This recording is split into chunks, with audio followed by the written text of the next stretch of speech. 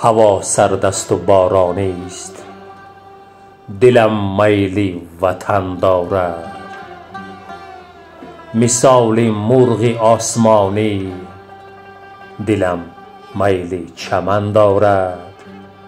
خدایا صبر و طاقت ده در این ملک غریبانه.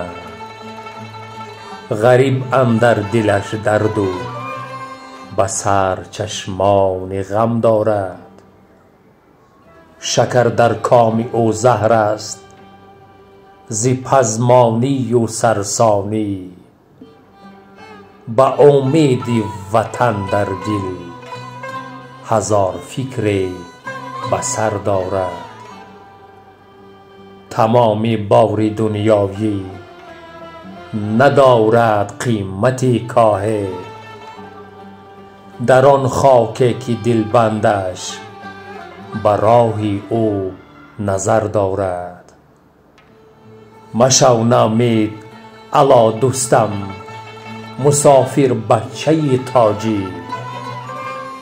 بدان شام غریبی هم به خود صبحی دیگر دارد، به خود صبحی دیگر دارد.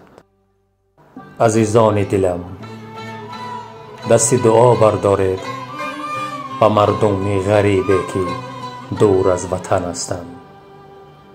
خداوند سربلند و موفق باشید دوستان عزیزم.